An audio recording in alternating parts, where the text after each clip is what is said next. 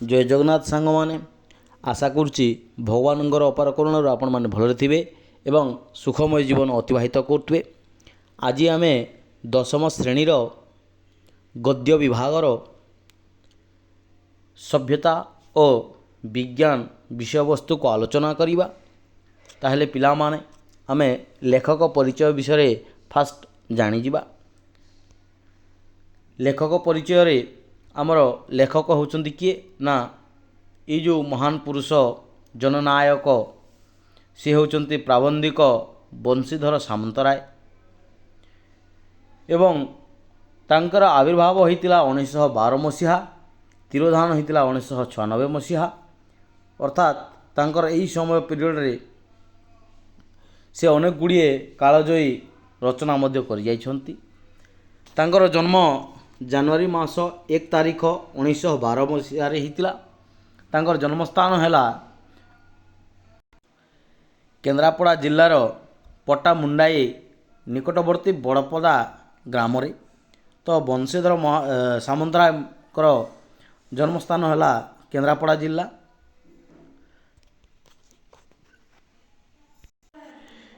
ସେ ଅଧ୍ୟାପକ, ଜଣେ ଶିକ୍ଷାବିତ୍ ତଥା ଉଦ୍ଭିଦ ବିଜ୍ଞାନୀ ଭାବେ ଓଡ଼ିଶାର ଜନମାନସରେ ସୁପରିଚିତ। ସେ ଜଣେ ହେଉଛନ୍ତି ଶିକ୍ଷାବିତ୍ ତଥା ଉଦ୍ଭିଦ ବିଜ୍ଞାନୀ। ସେ ବିଲାତରୁ ଉଦ୍ଭିଦ ବିଜ୍ଞାନରେ ଉଚ୍ଚତର ଶିକ୍ଷା ଲାଭ ପରେ ଓଡ଼ିଶାର ଶିକ୍ଷା ବିଭାଗରେ ଯୋଗଦାନ କରିଥିଲେ ଏବଂ ତତ୍ପରବର୍ତ୍ତୀ ସମୟରେ ସେ ରେଭେନ୍ସା କଲେଜର ଅଧ୍ୟକ୍ଷ ଭାବରେ ମଧ୍ୟ ପଦମଣ୍ଡନ କରିଥିଲେ। ଅର୍ଥାତ୍ ସେ ଦୁଇଟି ଚାକିରି କରୁଥିଲେ, ଗୋଟେ ହେଲା ଶିକ୍ଷା ବିଭାଗରେ ଏବଂ ଅନ୍ୟଟି ହେଲା ଉଦ୍ଭିଦ ବିଜ୍ଞାନୀ ଭାବରେ ସେ ଜନମାନସରେ ସୁପରିଚିତ ହୋଇଥିଲେ ଏବଂ ପରବର୍ତ୍ତୀ ସମୟରେ ସେ ରେଭେନ୍ସା କଲେଜରେ ଅଧ୍ୟକ୍ଷ ଭାବରେ ମଧ୍ୟ କାର୍ଯ୍ୟରତ ଥିଲେ। ତାଙ୍କର ଯେଉଁ ସାହିତ୍ୟ କୃତି ଗୁଡ଼ିକ ହେଲା ବିଜ୍ଞାନ ସମ୍ବନ୍ଧୀୟ ପ୍ରବନ୍ଧ ତଥା ଶିଶୁ ସାହିତ୍ୟର ରଚନା କରିବାର ତାଙ୍କର ଆଗ୍ରହ ବହୁତ। ଶିଶୁ ସାହିତ୍ୟ କହିଲେ କ'ଣ ପିଲାମାନେ ଏଠି ଯେ ଶିଶୁମାନଙ୍କ ପାଇଁ ଉଦ୍ଦିଷ୍ଟ ସାହିତ୍ୟକୁ ଶିଶୁ ସାହିତ୍ୟ କୁହାଯାଇଥାଏ।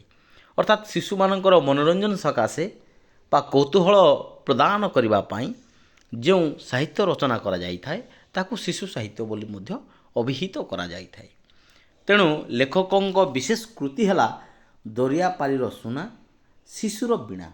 ଏ ଦୁଇଟା ହେଲା କ'ଣ ପିଲାମାନେ ତାଙ୍କର ମୁଖ୍ୟ ବିଶେଷ କୃତି। ଆମେ ଯଦି ପ୍ରବନ୍ଧର ପୃଷ୍ଠଭୂମିକୁ ଯିବା ତାହେଲେ ପ୍ରବନ୍ଧ ବିଷୟରେ କ'ଣ ସେ ଜଣାଇବା ପାଇଁ ଚାହୁଁଛନ୍ତି, କ'ଣ କହିବା ପାଇଁ ସେ ଚାହୁଁଛନ୍ତି ନା ସଭ୍ୟତା ଓ ବିଜ୍ଞାନ ପ୍ରବନ୍ଧଟି 1942 ସାଲ ଜ୍ୟେଷ୍ଠ ସଂଖ୍ୟା ଉତ୍କଳ ସାହିତ୍ୟ ପତ୍ରିକାରେ ପ୍ରକାଶ ପାଇଥିଲା। କେଉଁଥିରେ ପ୍ରକାଶ ପାଇଥିଲା ନା ଉତ୍କଳ ସାହିତ୍ୟ ପତ୍ରିକାରେ ପ୍ରକାଶ ପାଇଥିଲା। କେବେ ପ୍ରକାଶ ପାଇଥିଲା? 1942 ମସିହାରେ ତାହା ପ୍ରକାଶ ପାଇଥିଲା। ଏଥିରେ ସଭ୍ୟତାର ବିକାଶରେ ବିଜ୍ଞାନର ଅବଦାନ ବିଷୟ ଆଲୋଚିତ ହୋଇଛି। ଅର୍ଥାତ୍ ସଭ୍ୟତାର ଉନ୍ନତି ହେବ କାହା ମାଧ୍ୟମରେ ହେବ ନା ବିଜ୍ଞାନର ଅବଦାନ ଫଳରେ ହେବ। ଅର୍ଥାତ୍ ବିଜ୍ଞାନ ଏବଂ ସଭ୍ୟତା ପରସ୍ପର ସହିତ ଜଡ଼ିତ। ସଭ୍ୟତା ଅନ୍ୱେଷଣରେ ପଥ ପ୍ରଦର୍ଶକ ହୋଇଥିବା ବିଜ୍ଞାନକୁ ଅବଲମ୍ବନ କରି ଆଧୁନିକ ଯୁଗରେ ମଣିଷ ଉନ୍ନତ ହେବା ସମ୍ଭବ। ଅର୍ଥାତ୍ ସଭ୍ୟତାକୁ କ'ଣ କରିଥିବ ନା ଅନୁସରଣ କରିବା ପାଇଁ, ଖୋଜିବା ପାଇଁ। ଅନ୍ୱେଷଣର ଅର୍ଥ ହେଲା ଖୋଜିବା। ପଥ ପ୍ରଦର୍ଶକ ରାସ୍ତା ଦେଖାଉଥିବା ଲୋକ ହେଉଛି ବିଜ୍ଞାନ। ଆମେ ସଭ୍ୟତାକୁ ଖୋଜିକି ବାହାର କରିବା କାହା ସାହାଯ୍ୟରେ ନା ଆମେ ବିଜ୍ଞାନର ସାହାଯ୍ୟରେ କ'ଣ କରିବା ଆମର ସଭ୍ୟତାକୁ ଆମେ ଖୋଜି ବାହାର କରିପାରିବା। ସେ ଯେଉଁ ଆମେ ଯଦି କହିପାରିବା ପିଲାମାନେ ଅନ୍ଧାର ରାତିରେ ଟର୍ଚ୍ଚ ଦେଖାଉଥିବା ଲୋକ ହେଉଛି କିଏ ନା ସେ ହେଉଛି ବିଜ୍ଞାନ। ବିଜ୍ଞାନର ଅର୍ଥ କ'ଣ ନା ବିଶେଷ ଜ୍ଞାନ, ବିଶିଷ୍ଟ ଜ୍ଞାନ, ତାକୁ ଆମେ କହିଥାଉ ବିଜ୍ଞାନ। ପ୍ରବନ୍ଧର ଆଲୋଚନା ଓ କେତେକ ନିର୍ଦ୍ଦିଷ୍ଟ ଦିଗରେ ଆଲୋକପାତ କରାଯାଇଛି। ଆମେ ସଭ୍ୟତା ଆଖ୍ୟା କାହାକୁ କହି ଦେଇଥାଉ? ରୋମିଓ ଓ ଭାରତୀୟ ସଭ୍ୟତାର ଆଦର୍ଶ ମଧ୍ୟରେ ପାର୍ଥକ୍ୟ କ'ଣ? ଆମେ ଏହି ବିଷୟବସ୍ତୁ ଗୁଡ଼ିକ ଏଠାରେ ଆଲୋଚନା କରିବା ପିଲାମାନେ। ଆମେ ସଭ୍ୟତା କାହାକୁ କହିବା, ରୋମ୍ ଏବଂ ଭାରତୀୟ ସଭ୍ୟତାର ଆଦର୍ଶ ମଧ୍ୟରେ ପାର୍ଥକ୍ୟ କ'ଣ, ବର୍ତ୍ତମାନ ପୃଥିବୀରେ ସଭ୍ୟତାର ଆଦର୍ଶ କ'ଣ, ବିଜ୍ଞାନ ଓ ଜଡ଼ ବିଜ୍ଞାନ କହିଲେ କ'ଣ ବୁଝୁ। ବିଜ୍ଞାନର ତ ବହୁତ ଗୁଡ଼ିଏ ବିଭାଗ ଉପବିଭାଗ ଅଛି ପିଲାମାନେ। ଏଠାରେ କ୍ୱେଶ୍ଚିନ୍ ଅଛି ବିଜ୍ଞାନ କହିଲେ କ'ଣ, ଜଡ଼ ବିଜ୍ଞାନ କହିଲେ କ'ଣ। ଆମେ ଆଗରେ ଆଲୋଚନା କରିବା। ତାହେଲେ ବିଷୟବସ୍ତୁକୁ ଆଗେଇ ଯିବା ପିଲାମାନେ। ପ୍ରଥମ ପ୍ରଶ୍ନ ହେଲା ଆମେ ସଭ୍ୟତା କାହାକୁ କହିବା? ନା ମାନବ ଯେଉଁ ବୈଷୟିକ, ଶାରୀରିକ, ମାନସିକ, ନୈତିକ ଉନ୍ନତି ଏବଂ ଜ୍ଞାନ ସାଧନ କରିଥାଏ ତାହାକୁ ଆମେ ସଭ୍ୟତା ଆଖ୍ୟା ଦେଇଥାଉ।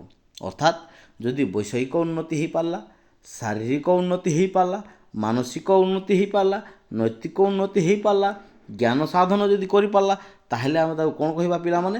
ନା ସଭ୍ୟତା ଆଖ୍ୟା ଦେବା। ତାହେଲେ ଯଦି ମୁଁ ଗୋଟେ ଶବ୍ଦରେ କହିଦେବି ଅଲରାଉଣ୍ଡ ଡେଭଲପମେଣ୍ଟ ଯଦି ହୋଇପାରିଲା, ତାହେଲେ ଆମେ ତାକୁ ବି ସଭ୍ୟତା କହିପାରିବା। ଅଲରାଉଣ୍ଡ ଭିତରେ ଏଇ ତ ବୈଷୟିକ, ଶାରୀରିକ, ମାନସିକ, ନୈତିକ ଜ୍ଞାନ ସବୁ ତ ଅଛି। ଠିକ୍ ଅଛି। ତାହେଲେ ବିଜ୍ଞାନର କ'ଣ ହେଇଛି? ନା ବିଭିନ୍ନ ବିଭାଗର ବିଭିନ୍ନ ପରିମାଣର ଉନ୍ନତି ଅନୁସାରେ ସଭ୍ୟତା ନ୍ୟୁନତରତା ବା ଉଚ୍ଚତର ବୋଲି ନିରୂପିତ ହୋଇଥାଏ। ଆମେ ତା'ର ପରିମାଣର ଉନ୍ନତି ଅନୁସାରେ କ'ଣ କରିପାରିବା? ସଭ୍ୟତାକୁ କହିପାରିବା ଏଟା ହେଲା ନ୍ୟୁନତର ଅର୍ଥାତ୍ କମ୍ ଏବଂ ଉଚ୍ଚତର ତାକୁ ଅଧିକ ବୋଲି ଆମେ କହିପାରିବା।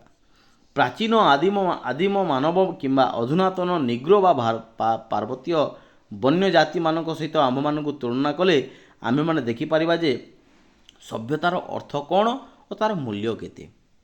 ଆମେ ଦୁଇଟା ଜିନିଷକୁ ପିଲାମାନେ କ'ଣ କରିବା? ନା ତୁଳନା କରିବା। କାହା କାହା ଭିତରେ ତୁଳନା କରିବା? ପ୍ରାଚୀନ ଆଦିମ ମାନବ ଏବଂ ବର୍ତ୍ତମାନର ଆଧୁନିକ ମାନବ ସହିତ ତୁଳନା କରିବା। ପ୍ରାଚୀନ ମାନବ ଏବଂ ବର୍ତ୍ତମାନର ମାନବ ସହିତ ଯଦି ଆମେ ତୁଳନା କରିବା, ତାହେଲେ ଆମେ ଦେଖିପାରିବା ଯେ ବର୍ତ୍ତମାନ ବିଜ୍ଞାନ କେତେ ଆଗକୁ ଯାଇସାରିଛି ଏବଂ ପରବର୍ତ୍ତୀ ଯେଉଁ ଇତିହାସର କଥା ଯଦି ଆମେ କହିବା ବା ପ୍ରାଚୀନ ଆଦିମ ମାନବମାନେ ସେମାନେ ସଭ୍ୟତାକୁ କେଉଁ ଆକାରରେ ଦେଖୁଥିଲେ ଏବଂ ତା'ର ଅର୍ଥ କ'ଣ ଥିଲା ଏବଂ ତା'ର ମୂଲ୍ୟ କ'ଣ ଥିଲା। ବିଭିନ୍ନ କାଳରେ ବିଭିନ୍ନ ଯୁଗରେ ବିଭିନ୍ନ ଜାତିମାନଙ୍କର ଏହି ସଭ୍ୟତାର ଆଦର୍ଶ ଭିନ୍ନ ଭିନ୍ନ ଥିଲା। ଆମେ ଯଦି ଇତିହାସକୁ ଦେଖିବା ତାହେଲେ ପ୍ରସ୍ତର ଯୁଗ, ତାମ୍ର ପ୍ରସ୍ତର ଯୁଗ ଏମିତି କରି ବିଭିନ୍ନ କ'ଣ ହେଇଛି ନା ବିଭାଗ କରାଯାଇଛି। ପିଲାମାନେ ବିଭିନ୍ନ ଯୁଗ ଅଛି, ଲୌହ ଯୁଗ ଅଛି, ଏମିତି 4ଟା 5ଟା ଯୁଗ ଅଛି। ସେ ଯୁଗ ଅନୁସାରେ ଆମେ କ'ଣ କରିପାରିବା? ନା ଆଦର୍ଶର ଯେଉଁ ଭିନ୍ନତାକୁ ଆମେ ଉପଲବ୍ଧି କରିପାରିବା ପିଲାମାନେ। ତାହେଲେ ଆମେମାନେ ପ୍ରାଚୀନ ରୋମୀୟ ଓ ଗ୍ରୀସୀୟ ସଭ୍ୟତାରେ ଦେଖୁଥିବା ବା ଦେଖିବାକୁ ପାଉଁ ଯେ ଯାବତୀୟ ବୈଷୟିକ ଉନ୍ନତି ସେମାନଙ୍କ ସଭ୍ୟତାର ଆଦର୍ଶ ରୂପେ ପରିଗଣିତ ହେଉଥିଲା। ଯାବତୀୟ ବୈଷୟିକ ଉନ୍ନତି ଆମେ ଯଦି ରୋମ୍ ଏବଂ ଗ୍ରୀସ୍ ସଭ୍ୟତାକୁ ଦେଖିବା, କ'ଣ ଦେଖିବା? ନା ବୈଷୟିକ ଉନ୍ନତି ହେଉଛି ସେମାନଙ୍କ ସଭ୍ୟତାର ଗୋଟେ ଆଦର୍ଶ। ବୈଷୟିକ ଉନ୍ନତି ହୋଇଗଲା ତାହେଲେ ସଭ୍ୟତାର ଉନ୍ନତି ହେଲା। ଭୋଗ ଥିଲା ତାଙ୍କ ସଭ୍ୟତାର ଆଦର୍ଶ। ସେମାନେ କ'ଣ ଚାହୁଁଥିଲେ? ନା ତାକୁ ଭୋଗ କରିବା ପାଇଁ ଚାହୁଁଥିଲେ ଯେ ଯିଏ ଯେତେ ଭୋଗ କରିପାରିବ ତାଙ୍କର ସଭ୍ୟତା ସେତେ ଉନ୍ନତତର ହୋଇପାରିବ। ପ୍ରାଚୀନ ମିଶରୀୟ ସଭ୍ୟତା ମଧ୍ୟ ସେହି ଭାବରେ ଅନୁପ୍ରାଣିତ ହେଉଥିଲା। ପ୍ରାଚୀନ ଯେଉଁ ମିଶରୀୟ ସଭ୍ୟତା ଥିଲା ତାକୁ ଆମେ କ'ଣ ବୋଲି କହିପାରିବା? ତାକୁ ଜାଣିପାରିବା। ମାତ୍ର ଭାରତୀୟ ସଭ୍ୟତା ଥିଲା ଅନ୍ୟ ପ୍ରକାର। ଭାରତୀୟ ସଭ୍ୟତାର ଆଦର୍ଶ ଥିଲା ତ୍ୟାଗ ଏବଂ ଆତ୍ମସଂଯମ। ଏଇଟା ହେଲା ମୁଖ୍ୟ। ପ୍ରାଚୀନ ସଭ୍ୟତାରେ କ'ଣ ଥିଲା? ନା ସେମାନେ ସଭ୍ୟତାକେ କ'ଣ ବୋଲି ଭାବୁଥିଲେ? ଭୋଗ କରିବାଟାକୁ ସଭ୍ୟତା ବୋଲି ଭାବୁଥିଲେ। କିନ୍ତୁ ଭାରତୀୟ ସଭ୍ୟତା କ'ଣ କହୁଛି? ନା ତ୍ୟାଗ ଏବଂ ଆତ୍ମସଂଯମ ହେଉଛି ମୂଳ। ସବୁରି ମୂଳ କ'ଣ? ନା ତ୍ୟାଗ ଏବଂ ଆତ୍ମସଂଯମ। ଆମର ବିଶିଷ୍ଟ ମୁନି ଋଷିମାନେ ମଧ୍ୟ କହିଯାଇଛନ୍ତି ପିଲାମାନେ। ଯଦି ଆମେ ଆମର ବିଭିନ୍ନ ପ୍ରକାର ବେଦ, ଉପନିଷଦ, ପୁରାଣ, ରାମାୟଣ, ମହାଭାରତ, ଗୀତା, ଭାଗବତ ଆଲୋଚନା କରିବା ତାହେଲେ ସେଠାରେ ଦେଖିପାରିବା ଯେ ଯେତେ ଯିଏ ତ୍ୟାଗ କରିବ ସେ ସେତେ ଉନ୍ନତତର ସ୍ଥାନକୁ ପହଞ୍ଚି ପାରିବ। ତେଣୁ ପିଲାମାନେ ଆଜି ପାଇଁ ଏତିକି। ଧନ୍ୟବାଦ।